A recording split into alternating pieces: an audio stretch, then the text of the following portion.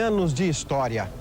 Em 15 de setembro de 1903, acontecia num restaurante de um hotel da Rua 15 de Novembro, hoje Rua José Montauri, na saída da Galeria Chaves, a reunião de fundação do Grêmio.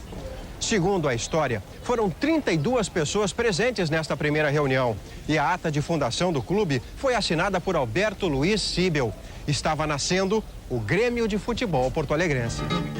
Desde o início, o Grêmio mostrou que era um clube predestinado às vitórias, como as dos anos 20 e 30. Vitórias que tinham no goleiro Eurico Lara o maior nome. O Grêmio daquela geração teve outras lendas, como Luiz de Carvalho, Luiz Luz e Foguinho, que foi jogador e técnico. Como treinador, montou um dos melhores times da história do Grêmio, vencedor de 12 entre 13 campeonatos. O Oswaldo, para mim, posso dizer que foi meu segundo pai, porque a gente se entendia muito bem. E até quando ele chegou, depois do Wendel, eu fui o capitão da equipe, né? Com muita honra. E a gente conseguiu fazer uma boa amizade e formar essa equipe que até hoje ninguém esquece. Na baixada de um morro existente no bairro Moinhos de Vento, o Grêmio construiria o primeiro campo esportivo do clube. Eu me lembro de uma tarde heróica lá na Baixada, eu repeti há pouco, o Grêmio perdendo 3-0 um Grenal no primeiro tempo, isso é 1944, e no segundo tempo esse placar foi invertido. O Grêmio ganhou por 4-3. Inesquecível, dessas coisas que marcam um garoto. Eu sou um homem marcado por essa vitória. 50 anos depois, a velha Baixada tornou-se acanhada e a família tricolor decidiu concretizar o sonho de um grande e moderno estádio que estivesse à altura das tradições do Grêmio. A maquete foi aprovada na Prefeitura Municipal pelo prefeito Hildo Meneghetti e o então presidente tricolor Saturnino Vanzelotti. Os associados gremistas deram início a uma campanha para obter fundos e assim poder começar as obras. Até uma tômbola surgiu para poder angariar mais dinheiro através do sorteio de carros. E a vila caiu do céu, saiu do mapa, para dar lugar ao esboço do majestoso estádio no dia 12 de dezembro de 51, quando começaram as obras. Eram 7,5 hectares, o equivalente a 75 mil metros quadrados de construção. O Grêmio, aos poucos, vê brotar do solo uma das suas maiores aspirações.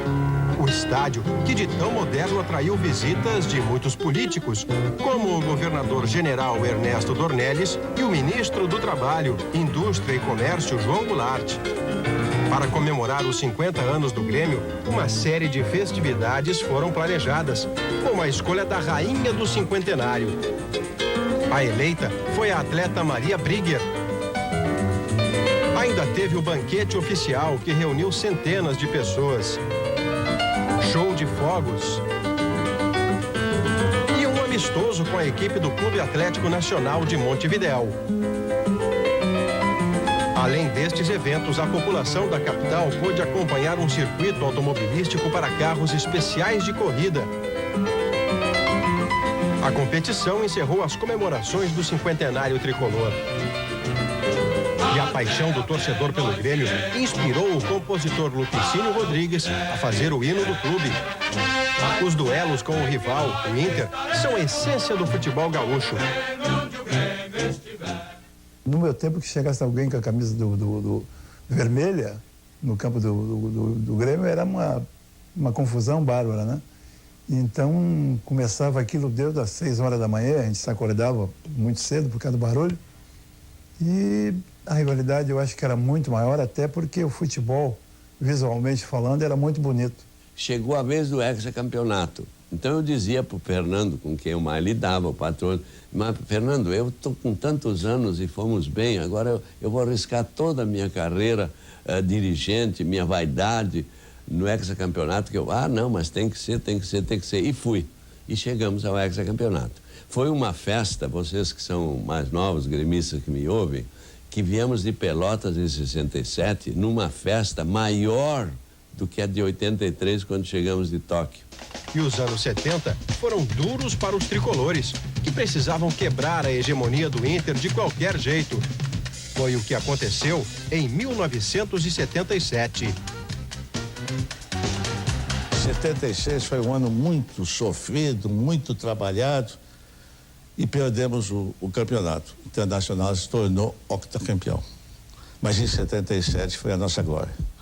Graças ao André Catimba, fazendo aquele golo do Grenal, ao nascimento de uma filha minha, a minha pequena naquela época, naqueles dias, que hoje se chama, em nome daquilo, Fernanda Vitória, em homenagem à vitória do campeonato de 77, nós revertemos a situação do Grêmio. Daí para diante, eu acho que o Grêmio deu um pulo. Com o campeonato ganho, o torcedor gremista mostrou toda a devoção ao clube e atendeu ao chamado da direção para ver terminado o estádio que começou a ser construído ainda nos anos 50. Nós transformamos o Olímpico, que é Olímpico, Estádio Olímpico, em Olímpico Monumental, como chamam até hoje. Terminando o outro lado, fazendo a camada superior, com 13 módulos e que nos demandou de 77 a 81 um trabalho muito grande, mas uma das coisas mais bonitas que eu vi nessa minha fase de presidente e de futebolista, a grande campanha do cimento, o congressamento de todas as camadas, de todos os gaúchos e fora do Rio Grande do Sul, no sentido de construir esse monumento que hoje é o Olímpico Monumental. Terminados os anos 70, o Grêmio queria conquistas maiores do que as vitórias em Grenal ou mesmo em campeonatos gaúchos. Aliás, campeão gaúcho, o Grêmio foi 33 vezes até hoje. Estas conquistas maiores viriam nos anos 80. A porta de entrada do Grêmio para o fechadíssimo clube dos grandes campeões foi a década de 80.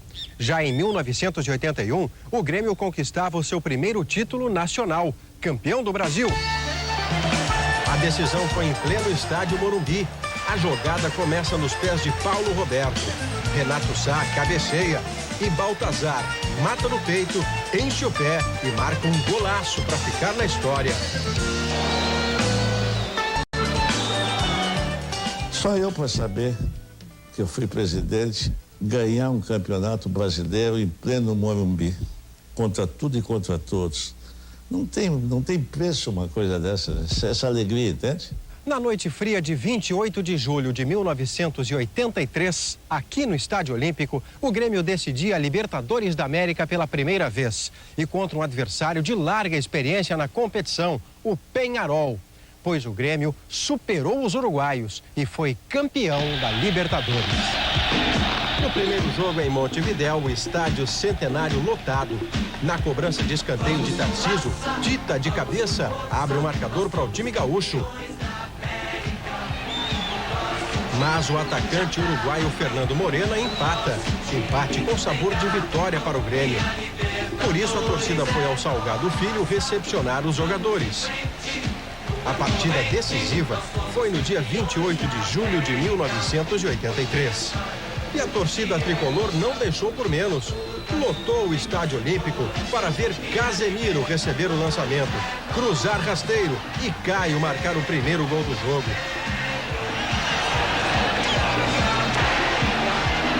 Na cobrança de falta, bola na área e Morena de cabeça empata para os uruguaios 1-1. Aí, o momento consagrador. Renato Portaluppi levanta a bola, dá uma cavadinha e faz o cruzamento que César consegue completar de cabeça do outro lado para fazer o gol do título. Grêmio campeão da Libertadores da América em 83. Passagem marcada para o Mundial Interclubes em Tóquio. Eu sempre pensei, eu acho que a bola sempre tem que chegar dentro da área, porque é ali que vai ser o gol. E foi o que eu pensei no momento, vou jogar a bola dentro da área e vou ver o que vai acontecer. E dei, não nem cruzei, eu dei um balão para dentro da área. Infelizmente o César fez o gol do título e numa jogada assim meio esquisita. Momento grande para mim, porque era diretor de futebol, tinha vivido tudo aquilo. Vibrei mais aqui do que em Tóquio, porque aqui era o desfecho de uma campanha. Nós tivemos uma campanha tremenda com o Uruguai, na Argentina. Passou a ser uma obsessão para nós, a Libertadores, desde o primeiro dia do ano de 1983. nós voltamos para isso aí desde o início. E lembro que mais proximamente da Libertadores nós abandonamos todas as demais competições e, na época, privilegiamos a Libertadores. O Grêmio disputou a competição estadual com a equipe mista, dedicou-se exclusivamente para a Libertadores. Os gremistas se orgulham de que tantas e tantas vezes o Grêmio já foi o primeiro do Brasil. Nesse momento, a situação é inversa. O Grêmio corre contra o risco do rebaixamento no Campeonato Brasileiro. É preciso subir, é preciso voltar ao seu lugar. O Grêmio nunca esteve tão alto quanto em 1983, ano da conquista de um título inesquecível. Era dezembro, fazia frio do outro lado do mundo, mas o Grêmio, enfrentando os alemães, conseguiu um título até hoje inédito no Rio Grande do Sul, o de campeão do mundo. Você vai gostar de lembrar dessa história.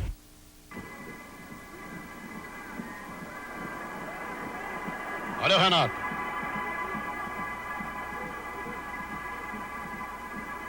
Vou para a linha de fundo, outra vez para trás, agora tenta o segundo corte, de pé direito, gol!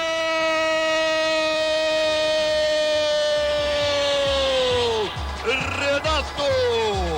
Olha o replay!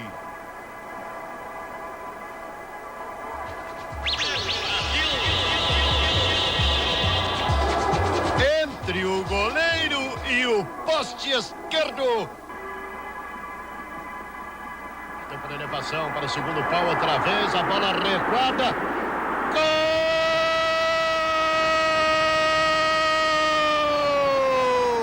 Schröder!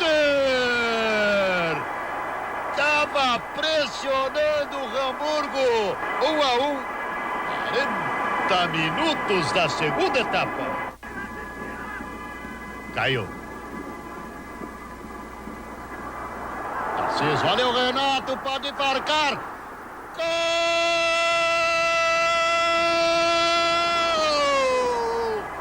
Gol de Renato que pode ser o do Brasil para o pé esquerdo e teve tranquilidade para fazer o segundo gol do Grêmio.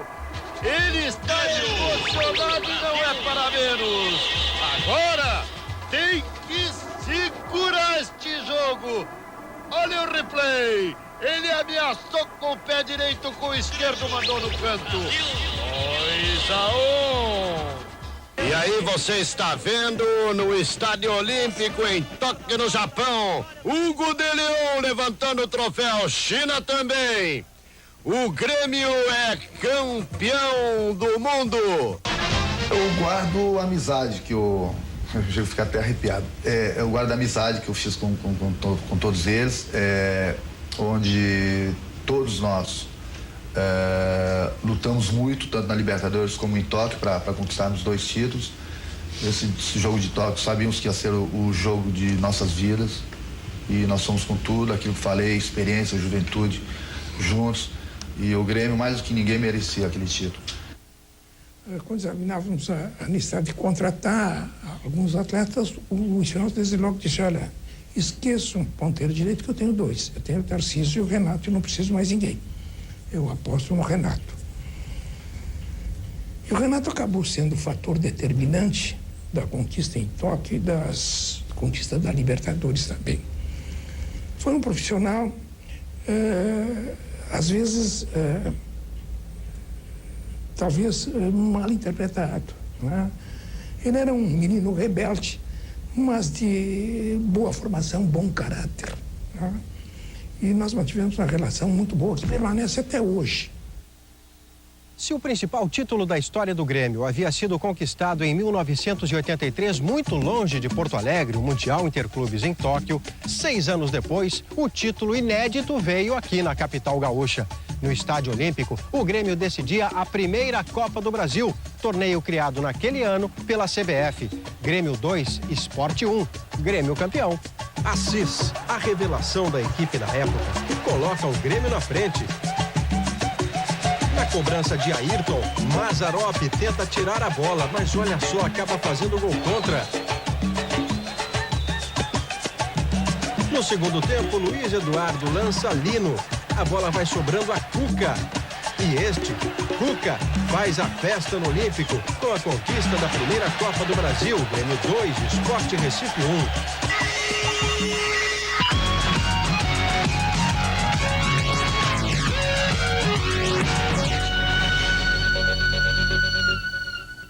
O Grêmio estava no centro das atenções no início da década de 90. Logo no começo da temporada, decidia contra o Vasco da Gama o título de supercampeão do Brasil. Aconteceu isso uma vez. Grêmio campeão da Copa do Brasil 89, Vasco campeão brasileiro de 89. Grêmio venceu. O primeiro confronto foi aqui no Olímpico. Depois do escanteio, Nilson de cabeça coloca o Grêmio na frente. Darcy, o nome do jogo, faz o gol da vitória e do campeonato, já que no Rio de Janeiro, o jogo debaixo de muita chuva terminou empatado em 0-0. Marca! Antecipa! Sai pro jogo! Treinador de futebol não para de falar um minuto, né? Aqui à beira do campo, Tite, por exemplo, viu o Grêmio ser campeão da Copa do Brasil em 2001, último título importante de expressão nacional do clube recentemente. Já Dino Sani viu o Grêmio ser rebaixado no ano de 1991. Acontece que o treinador mais importante, talvez, da história do clube, Luiz Felipe Scolari, comandou o bicampeonato da Copa do Brasil, desta mesma pista atlética. O Grêmio venceu o Ceará e foi bi da Copa do Brasil. Em Fortaleza, empate em 0-0 com o Ceará. Em Porto Alegre, antes do início da partida, o jogador Nildo promete um gol. O título para essa torcida maravilhosa, vamos arrebentar! E Nildo cumpre a promessa. Vitória de 1-0 do time comandado por Luiz Felipe Scolari e mais uma taça para a coleção. Em 1997, o tricampeonato foi conquistado sobre o Flamengo no Maracanã.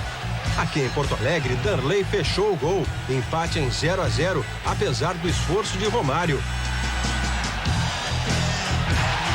No Maracanã, quase 100 mil flamenguistas contra 5 mil gremistas. E os gaúchos começaram o espetáculo com João Antônio, de janelinha, colocando no canto esquerdo do goleiro Zé Carlos 1-0. Lúcio empata para o Flamengo. Romário deixa o Maracanã maluco.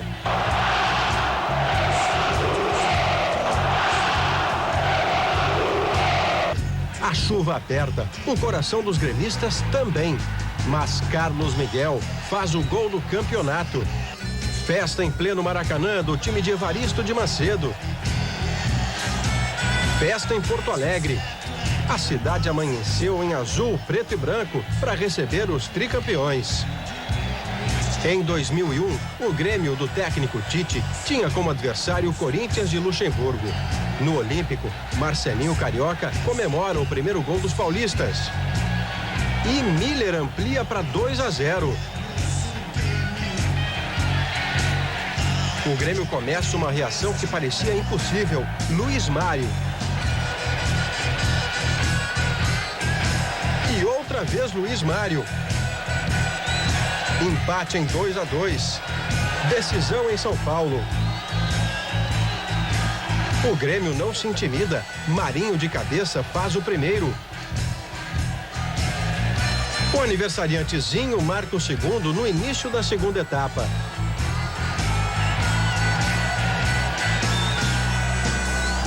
Aí o susto. Everton desconta para o Corinthians, que parecia crescer no jogo. Mas Marcelinho Paraíba fecha a conta, marca o terceiro. O torcedor gremista comemora o tetra da Copa do Brasil em pleno Morumbi. Em 100 anos de existência, o que não falta para o torcedor do Grêmio é motivo de orgulho. Em 95, por exemplo, esteve muito perto de ser bicampeão do mundo. Perdeu nos pênaltis para o Ajax da Holanda em Tóquio. Mas naquele mesmo ano foi campeão da Libertadores e em 96, campeão da Recopa. Depois de 12 anos da conquista da primeira Libertadores, o Grêmio chegava à segunda final contra o Nacional de Medellín. No Olímpico, vitória de 3-1. Mário Landa faz contra o primeiro do Grêmio. Jardel, a estrela do time, marca o segundo ainda no primeiro tempo. Já na segunda etapa, Paulo Nunes faz o terceiro. Na partida de volta, no estádio Atanásio Girardot, em Medellín, o Grêmio recorreu à força da união do grupo e ao apoio de 100 fanáticos torcedores para vencer a partida, ou melhor, vencer o campeonato. Aristizábal surpreende no primeiro tempo e faz 1-0. O Grêmio corre atrás do empate. Alexandre sofre pênalti. Dinho converte. Empate com cara de vitória. A consagração na Colômbia. O bi da Libertadores era uma realidade. O voo de volta durou 8 horas. Na chegada a Porto Alegre, o presidente Fábio Koff erguia mais uma vez a taça de uma competição internacional. E, como de costume, a população tricolor foi às ruas para comemorar. Talvez tenha sido o Filipão o treinador mais marcante da história do Grêmio. Porque, pelo seu estilo, pela sua maneira de ser, não é? Pelo seu entusiasmo, pelo seu envolvimento emocional, o Filipão se ajustava perfeitamente à alma gremista, à alma do... O Filipão era treinador, era torcedor, não é? E tinha como companheiro de banco, como companheiro de departamento, o Luiz Carlos Silveira Martins, doutor Luiz Carlos Silveira Martins, ex-presidente do Grêmio, que também encarnava toda essa paixão da torcida do Grêmio. Tá? E eu acho que essas coisas se ajustavam, havia uma sintonia tão grande que, às vezes, parecia naqueles jogos que a torcida do Grêmio tinha a premonição do que viria a ocorrer, do golo.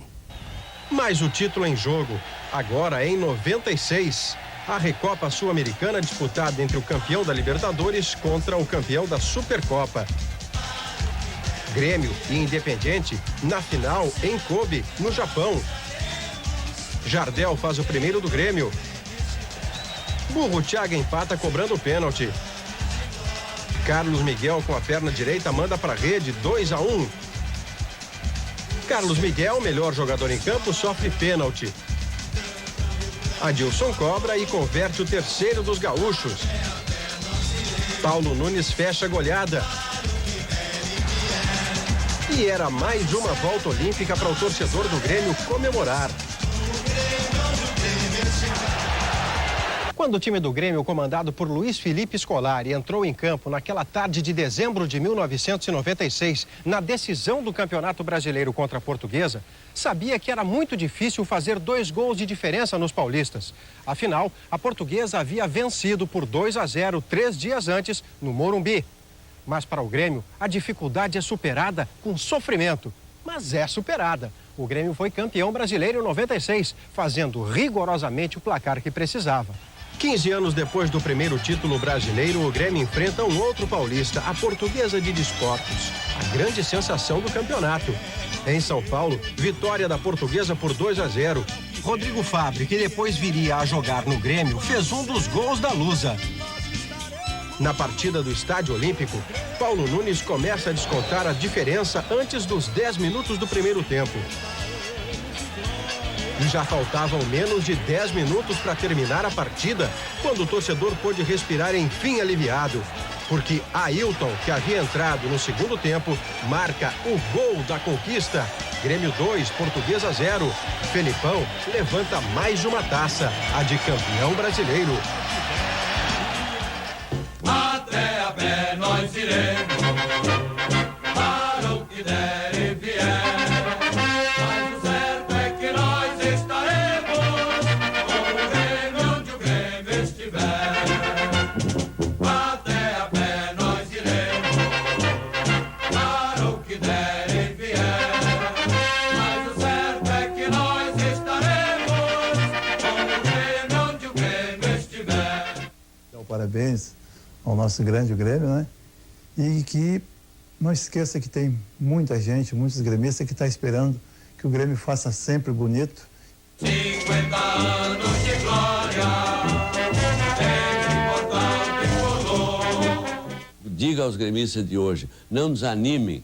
Nós vamos festejar 200 anos, 150 anos, quem sabe, não desanimem e nos apoiem até lá. Os feitos da tua história.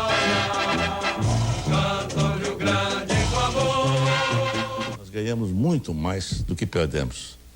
E pela grandeza desse clube, eu tenho certeza que as grandezas serão maiores ainda. Um abraço a todos e um beijo do Dourado. Até a pé nós iremos, para o que der e vier. Mas o certo é que nós estaremos com o Grêmio onde o Grêmio estiver. Eu faço um pouco parte dessa história. Eu, o restante dos meus companheiros que estiveram lá em Tóquio, e sem dúvida alguma você é torcedor, que foi muito e sempre será muito importante para esse clube. Valeu, parabéns pra gente. Um abraço. Nós somos dois torcedores, sem hesitar no que quer. Parabéns, Grêmio, no seu centenário. Vida eterna e semeada de glórias e vitórias. Aplaudiremos o Grêmio, aonde o Grêmio estiver. E eu quero aproveitar para cumprimentar os meus companheiros, os meus colegas de diretoria e essa torcida imensa que atravessa, que está muito longe das fronteiras do Rio Grande. Este Grêmio que é toda emoção, este Grêmio que é indiscutivelmente uma das glórias do esporte nacional. Até a pé nós iremos, para o que der e vier. Mas o certo é que nós estaremos com o Grêmio onde o Grêmio estiver. Até a pé nós iremos, para o que der e vier. Mas o certo é que nós estaremos com o Grêmio onde o Grêmio. No balanço numérico são todos os títulos possíveis, de melhor da cidade até primeiro do mundo. E aí está, completando 100 anos, um clube da Azenha, tá? Com a grandeza do Grêmio, reconhecido não só no Brasil, como mundialmente, como um dos grandes clubes do mundo. Eu fico muito orgulhoso, né? Muito orgulhoso mesmo de poder participar, principalmente, de 10%, né? Da história de um clube do nível que é o Grêmio. No balanço das emoções, são 100 anos de devoção, de pura paixão e amor pelas três cores: o azul, o preto e o branco. O Grêmio é um time germânico, uruguaio, inglês, black and blue, é um time pop, é um time sanguíneo, sangue azul, evidentemente, aguerrido, medieval, épico, transformador, e é o meu time, é só o que me interessa. Este Grêmio é um clube diferenciado. Este Grêmio nasceu para ser campeão e este Grêmio será campeão muitas e muitas vezes mais nos seus próximos 100 anos. O centenário do Grêmio é o assunto do TVE Repórter de hoje.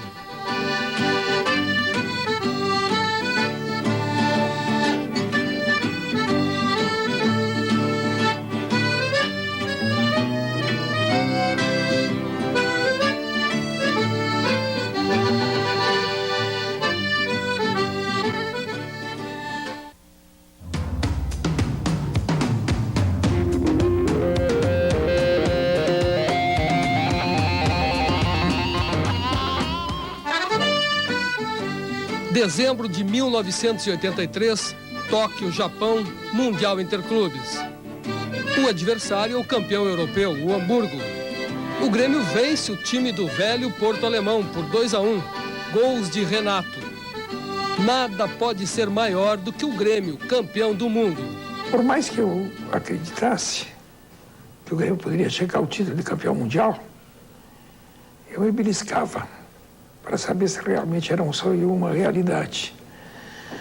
Porque nós, quando começamos, no ano de 82, e tivemos um insucesso da Libertadores de 82, nos preparamos para a Libertadores de 83.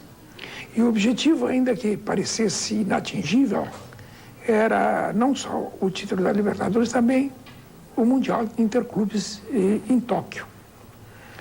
Foi um objetivo perseguido durante todo o ano e que, para a alegria de toda a nação tricolor do futebol brasileiro, foi obtido circunstâncias heróicas aquela tarde em Tóquio. Um grande momento, sem dúvida, eu estava numa Califórnia, Uruguaiana, foi a conquista em Tóquio, né? Os gols do Renato Gaúcho. Nós estávamos comemorando lá em Uruguaiana, madrugada, nós ganhamos aquela Califórnia, e o fato também de poder, olha, para ter ganho daquela forma. Então eu acho que é muito importante essa... A conquista e o momento pra gente também foi legal. Então, quer dizer, eu tenho com essa recordação muito legal, muito bonita, quer dizer, num festival tão importante e o título do Grêmio, né, que foi o maior.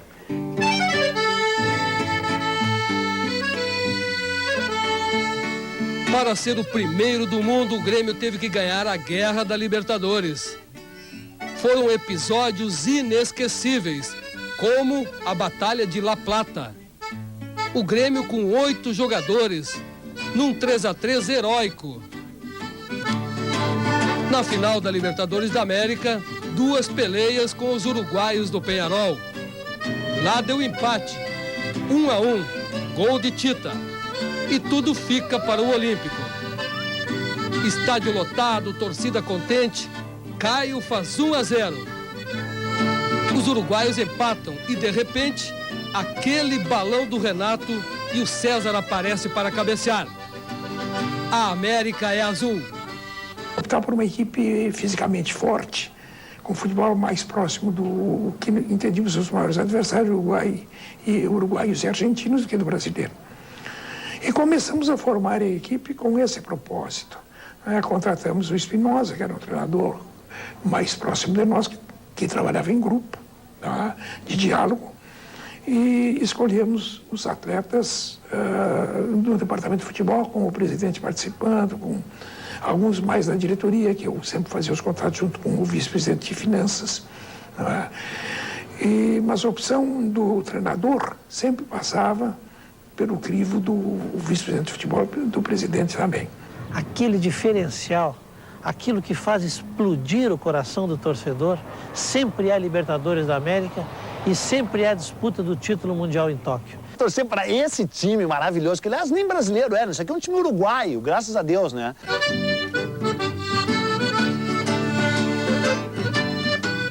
A Porto Alegre do início do século tem 120 mil habitantes e muda os costumes com a chegada da primeira bola, do paulista Cândido Dias. E o Grêmio nasce de uma bola. Numa manhã de 15 de setembro de 1903, 20 jovens de descendência alemã se reuniram aqui, no restaurante de um hotel que ficava na rua 15 de novembro. Hoje, José Montauri, no centro de Porto Alegre. Nessa reunião de fundação ficou decidido que o clube se chamaria Grêmio de Futebol Porto Alegrense e que seria um clube tricolor. O fardamento é um calção esquisito, preto, camisa azul e Havana com a gravata branca. Mais tarde, o Havana foi substituído pelo preto e assim ficou para toda a vida. Aquele grupo que fundou o Grêmio há 100 anos atrás, era um grupo de rapazes, não sei, e eles se juntaram, arrumaram uma bola e umas camisetas e não sabiam a cor e tudo. Eles nunca imaginaram que 100 anos depois o Grêmio seria o que é, né? Capitaneados pelo presidente Carlos Luiz Borer e financiados por um banco alemão, os guris do recém-fundado Grêmio tratam de ter um campo com gramado, pavilhão, uma construção de madeira, simples, mas de bom gosto.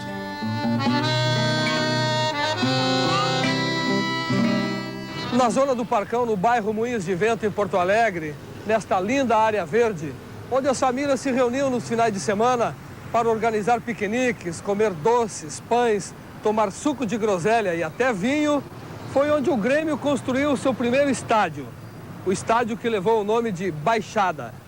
E a partir de então, a história do Grêmio não para mais. Nasce uma paixão que vira febre em Porto Alegre e em todo o Rio Grande do Sul. Em 1935, que eu comecei a ir assistir os jogos mesmo, porque às vezes eu assistia aqui em cima do mostardeiro ali. A minha vida praticamente começou na Baixada, viu? Eu, por exemplo, nós estamos em 2003. Em 1943, são 60 anos, foi quando eu entrei de sócio para o Grêmio. Eu, desde os 4, 5 anos de idade, sempre levado pela mão do meu pai Gabriel e do meu tio Alfredo, eu frequentava já a Baixada. Que no futebol era engraçado. Hoje já tem a separação de Coreia, de cadeiras, camarotes. Mas naquela época era todo mundo misturado. Quando saía um gol do Grêmio, era um engraxate abraçado com um desembargador. Também é na Baixada que começa a rivalidade com o Internacional, o clube caçula da cidade. Primeiro Grenal, primeira vitória do Grêmio em Grenal que eu assisti foi dia 13 de agosto de 44. O famoso Grenal da virada. Terminou o primeiro tempo, 3-0, e no segundo tempo o Grêmio fez 4 gols. Foi a maior emoção de toda a minha vida, porque o primeiro Grenal parece estar preparado um Grenal sensacional como esse, né? Naquela fase da juventude que a gente vibra com os resultados, com as coisas heróicas, não posso esquecer aquele time. Júlio, Clarel e Rui. Vinícius, Toguinha, Sanguinete, Bentivi, Bombachudo, Ramon Castro, Ivo e Mário. Que loucura inesquecível. Para mim, o maior mesmo foi o Campeonato Farroupilha, né? Só o empate chegava para o Internacional ser campeão. E aí, faltando mais ou menos 4 minutos para terminar o jogo, o Grêmio fez um gol, o Foguinho fez um gol, e em seguida o Laci fez o segundo gol e nós fomos campeão. Aquele eu não esqueço. O gol que o Foguinho fez, eu me lembro, mas eu parece que estou vendo eu fazer aquele gol.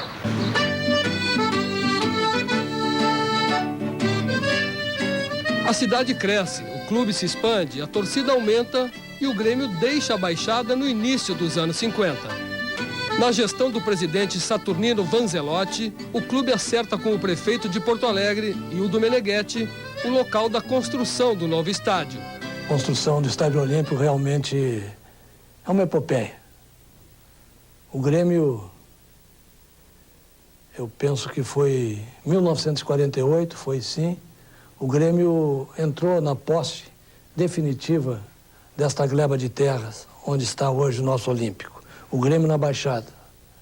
E ali começou a construção do Estádio Olímpico. E não dá para esquecer a figura do meu tio Alfredo Obino, presidente da Comissão de Obras, do grande presidente Saturnino Vanzelotti e do grande construtor que foi o Silvio Toigo. O Grêmio, e aqui nós tínhamos a Vila Caiu do Céu, Coraza. Era um pântano. Os casebres, e foram sendo eles substituídos. Em 1954, na inauguração do Estádio Olímpico, o Grêmio bate o Nacional do Uruguai por 2-0. Na comemoração do cinquentenário do clube, um gremista, craque das letras e do samba, faz uma música que vira o hino oficial do Grêmio.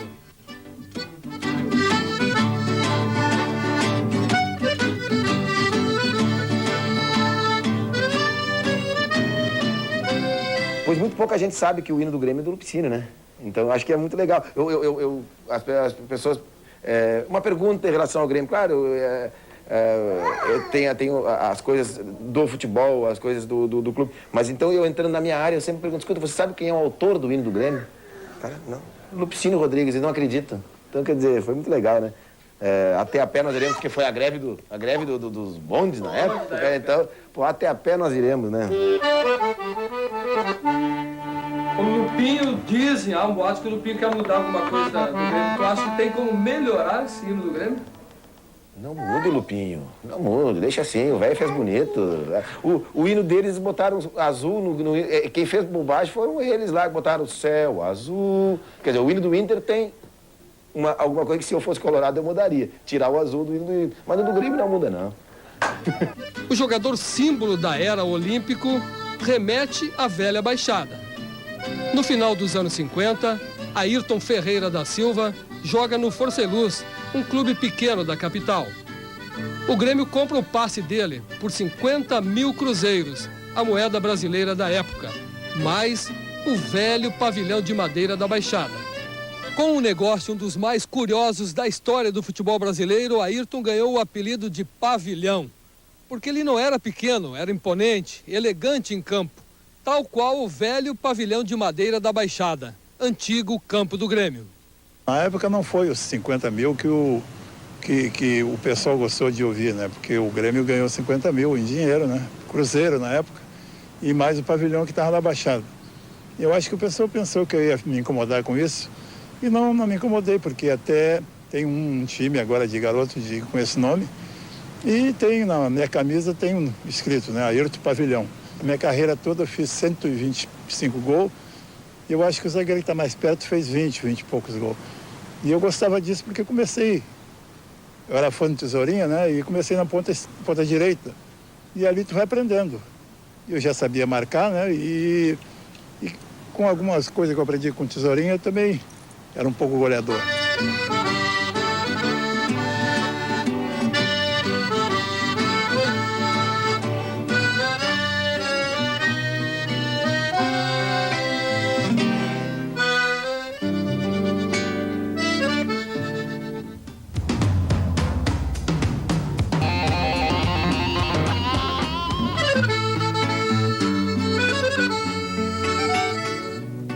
A rivalidade Grenal obriga o Grêmio a ser cada vez maior.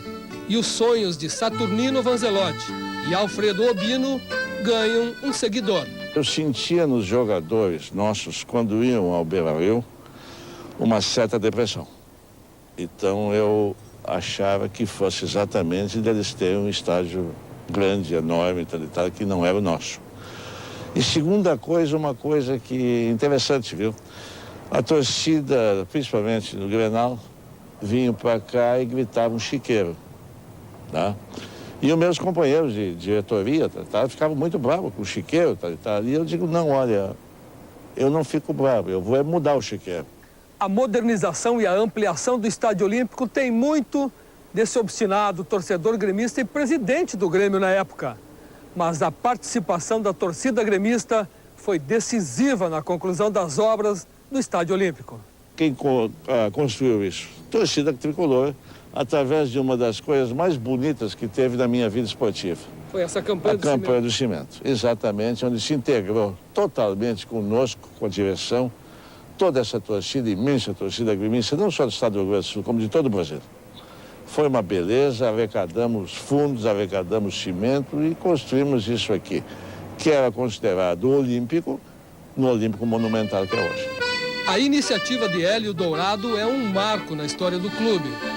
Em 81, o Grêmio conquista o primeiro título de campeão brasileiro, com esse gol de Baltazar, que cala o Morumbi.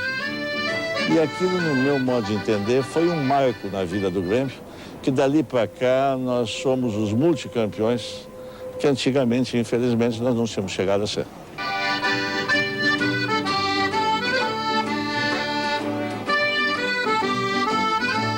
No Olímpico Monumental, o Grêmio contabiliza títulos. Estaduais são 31. Da Copa do Brasil, o Grêmio é tetracampeão. E em 96, ganha o bicampeonato brasileiro, num jogo memorável contra a Portuguesa. Quantas e quantas vezes nós incendiamos o Estádio Olímpico? Não havia jogo do Grêmio que não tinha 30, 40 mil pessoas. Por quê? Porque o torcedor acreditava naquela equipe. E à medida em que há essa cumplicidade recíproca, o torcedor passa a acreditar numa equipe valente, numa equipe briosa, numa equipe vitoriosa, a equipe passa a acreditar que é possível e a equipe passa a contar com o apoio do torcedor. É uma junção de forças, é direção, é torcida e são jogadores. E isso o Grêmio tinha naquele período. Com o trio Fábio Koff, Cacalo e Filipão, o Grêmio volta a ganhar, 12 anos depois, a Libertadores. O Bi da América vem com uma vitória de 3-1 em cima do Nacional, no Olímpico lotado. Em Medellín, na Colômbia, deu empate. 1-1, gol de Dinho.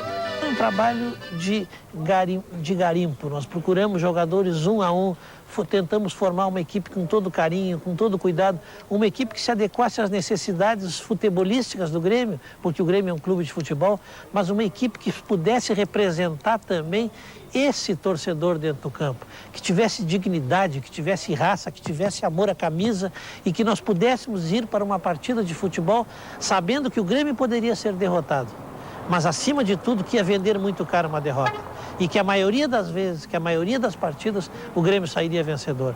No ano de 1993, quando eu reassumi o Grêmio, eu, embora possa aparecer página ou afirmação folclórica, não é. Está aí o testemunho dos meus familiares. Eu disse que voltava para ir a Tóquio de novo. Né? E até na oportunidade, meu filho menor disse: pai, enloucou, porque eu sei, isso não é possível. E como num sonho, o Grêmio está de volta a Tóquio, no mesmo estádio que ganharam o título de 83. Os alemães do Hamburgo dão lugar aos holandeses do Ajax. Depois de empatar nos 90 minutos, a decisão é no inferno dos pênaltis. Mesmo com a perda do bicampeonato do mundo, o Grêmio ganha o reconhecimento mundial e fica definitivamente no ranking dos maiores clubes de futebol do mundo. Contratamos o Filipão, que tinha uma ideia sobre futebol, critérios sobre futebol que se ajustavam perfeitamente ao que nós pretendíamos.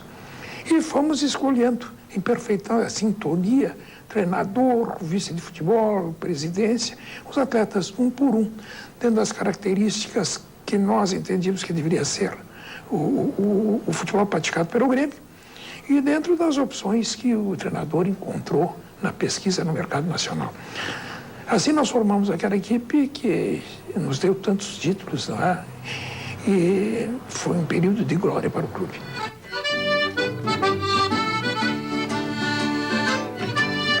A história do Grêmio também é a história de jogadores inesquecíveis. Eu gosto muito do Mauro Galvão, sabe? Sempre gostei como figura humana, como, sabe, como um super zagueiro, aquela elegância, aquela finesse. O Gui era um cara sensacional, viu? Porque ele era bom, ele era um lutador, ele corria dentro do campo, tinha um coração daqueles de correr que nem um louco todo o campo. O Renato Gaúcho, eu acho que ele tem um carisma, ele tem uma coisa assim que o gremista ainda tem saudade, tem um bocado. Eu acho que o nosso técnico tem um pouquinho disso, que é o Adilson agora. Acho que tem um pouquinho de Renato Gaúcho nessa coisa, que é ser gremista, sem exagero, mas com o coração. Tu nota que o Renato Gaúcho, por mais que ande fora aí, ele é gremistão aí.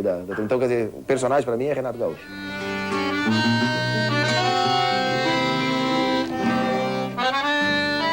O Grêmio também teve Ronaldinho, um jogador criado dentro do Olímpico e que encanta o mundo com futebol genial. Um dos jogadores virou estrela na bandeira do clube, Everaldo, único jogador de clube gaúcho no tricampeonato mundial em 70 no México. Outro vira lenda, o goleiro Eurico Lara. Os goleiros foram muitos depois de Eurico Lara. Manga, Sérgio Moacir, Alberto. 2 se destacaram pelos títulos que ganharam dentro do Grêmio. Leão, campeão brasileiro de 81, e Mazzaropi, campeão da América e do mundo em 83. Mas um deles é o responsável por essa longa e bonita tradição, inaugurada lá pelo Eurico Lara. Darley, ele fecha o ciclo desses grandes jogadores. Fico muito orgulhoso, né? Muito orgulhoso mesmo de poder participar, principalmente, de 10%, né? Da história de um clube do nível que é o Grêmio, né? Eu acho que é algo que, se perguntar para qualquer ser humano, eu acho que qualquer um gostaria, né, disso, de participar, de poder ter participado. E no meu caso, ainda tendo conseguido tudo que eu consegui já aqui dentro, eu trabalho com o coração, com sangue, eu não sou uma pessoa, aquele jogador frio, que fica longe de tudo, que é apático, não importa se toma gol ou não. Não, eu não gosto de tomar gol, eu sou sincero, não gosto de perder, não gosto de tomar gol. Fico muito bravo quando eu erro, quando o meu time erra, eu discuto, eu brigo, né? Eu procuro sempre chegar o mais possível, né, da perfeição, tento sempre estar em alto nível, né? Por isso que muitas vezes eu fico bravo até com os juízes, porque eu não aceito que eles errem também, porque eu não gosto de errar. O sucesso do Grêmio em campo se deve muito aos conceitos, ideias e à liderança de quem está no comando do time.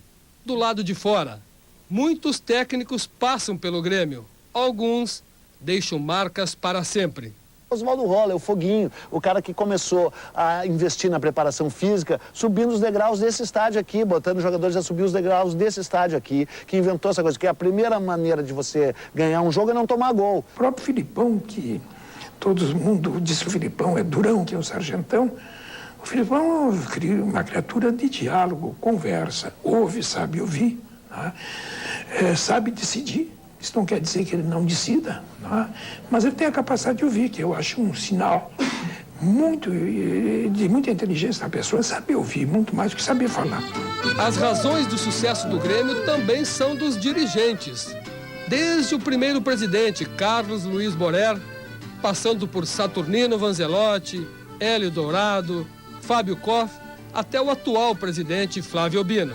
Este Grêmio, que é um clube eminentemente popular, este Grêmio que se diziam, esse Grêmio que hoje pertence mais do que nunca a todos, é o Grêmio do branco, do preto, é o Grêmio que não faz distinção de sexo, de raça, de religião, de nada. É um Grêmio que está dentro de todos nós. Este Grêmio, sim, este Grêmio que completa 100 anos, este Grêmio que está aí enfrentando a tudo e a todos. Como dizia o nosso presidente e nosso eterno patrono Fernando Kreff, este gremismo é uma coisa, o Grêmio é uma coisa que não se define, esse gremismo é uma coisa que a gente sente, dizia o Fernando, é um estado de espírito. Nós sempre somos devedores a um clube da grandeza do Grêmio.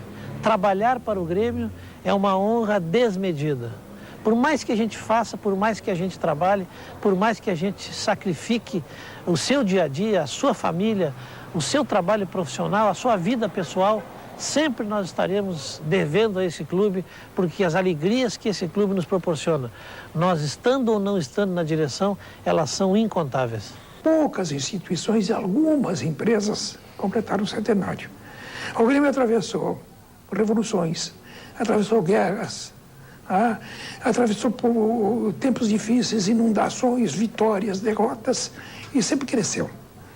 E eu digo que sempre cresceu, respaldado ou alimentado pelo combustível de uma torcida extraordinária.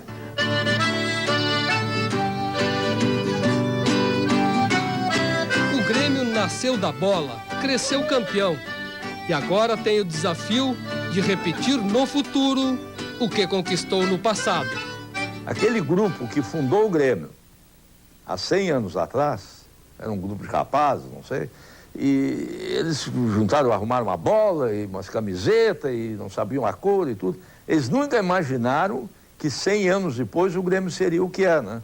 Eu sempre fui muito gremista mesmo, eu tô doente. Na verdade, as pessoas dizem, eu adoro futebol. Eu não, eu nem gosto de futebol, eu gosto do Grêmio, é diferente, cara.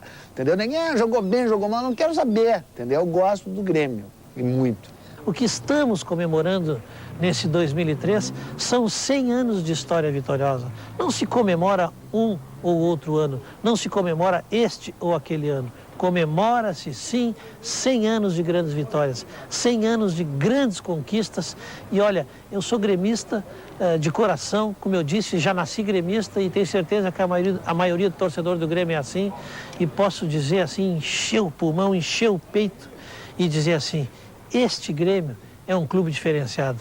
Este Grêmio nasceu para ser campeão e este Grêmio será campeão muitas e muitas vezes mais nos seus próximos 100 anos. Nessa data de 100 anos que a gente está fazendo, e lembrar nosso povo que Grêmio é Grêmio e vai ser Grêmio sempre, né? Quero deixar aqui grande sorte, para todos os jogadores, para todos os diretores. Quero que eles tenham a sorte como eu tive e como tiveram também os meus diretores que foram meu presidente, meus treinadores que ganharam sempre. Esse Grêmio não é Grêmio de 2003. Nós estamos festejando hoje esse centenário. Nós estamos festejando ano a ano. Estamos festejando 1903. Estamos festejando passagens maravilhosas da história deste clube indomável. E deste clube, sim, que tem que ser e é invejado por todo mundo, o que nos orgulha muito. Eu convido o torcedor do Grêmio para homenagearmos o clube, né? Brindar esses 100 anos e acreditar que o Grêmio tem um caminho grande a percorrer e o caminho que ele vai fazer no seu futuro não será diferente do passado, será um caminho de vitórias e de glórias.